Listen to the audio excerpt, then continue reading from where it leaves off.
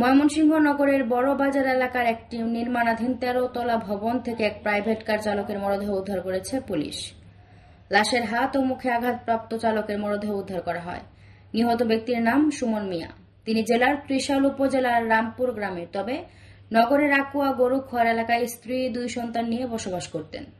Police ও স্থানীয় সূত্রে জানা যায়, নির্মাণাধীন ভবনে কাজ করতে গিয়ে শ্রমিকেরা মরদেহ দেখতে পান। লিফটের ফাঁকা অংশ অরক্ষিত থাকায় এমন ঘটনাটি ঘটেছে। সাধারণ মানুষ বলছেন, ডেভেলপার কোম্পানি যেরকম অরক্ষিত রাখার কথা সেরকম কোনো কিছুই ছিল। কাজ শেষে বাড়ি ফেরার কথা থাকলেও রাতে আর বাসায় না ফিরলে স্বামীর খোঁজ করতে থাকেন তিনি। পরে সকালে খবর পেয়ে ছুটে আসেন বড়বাজার। এসে স্বামীর লাশ দেখতে পান ময়না আক্তার। বড়বাজার এলাকার কয়েকজন ট্রাক চালক জানান, সুমন মিয়া আগে পিকআপ ভ্যান চালাতেন। কয়েক বছর ধরে প্রাইভেট কার চালাচ্ছিলেন। প্রায় সময়ই বড়বাজার এলাকায় পুরনো বন্ধু বান্ধবের সঙ্গে আড্ডা দিতেন তিনি। আমি ভাই যখন আমার আব্বা আম্মা ছিল না, আমার এত কষ্ট লাগছে না। আমার স্বামী আমার অনেক আদর করত। খালি কইতো, তুমি মুখ খুলো না, আমি পর্দা করছি। আমি পর্দা কইরাম জামাইয়ের সাথে বেড়ানি যায়।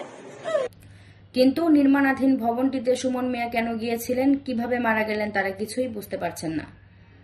পুলিশ বলছেন, ময়না তদন্ত করলে কিভাবে মারা গেল তা স্পষ্ট হবে। স্থানীয় সূত্রে জানা গেছে, এমন ঘটনা ভবনটিতে আরো কয়েকবার ঘটেছে। এখানে আমরা যেটা দেখলাম, এই নির্মাণাধীন বিল্ডিং এ আপনার ছাদ পর্যন্ত নিচে যে লিফটের যে জায়গা রাখে, লিফট বসানো হয়। তো সেক্ষেত্রে টোটাল লিফটের জায়গাটা হচ্ছে সুরঙ্গ।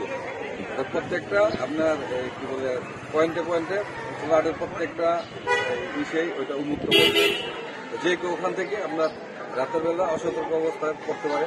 যেমন 2 তলায় ব্যাংকের কাছে, ব্যাংকের যে আপনার ডেকোরেশন করতেছে ওখানে নির্মাণাধীন শ্রমিক থাকে।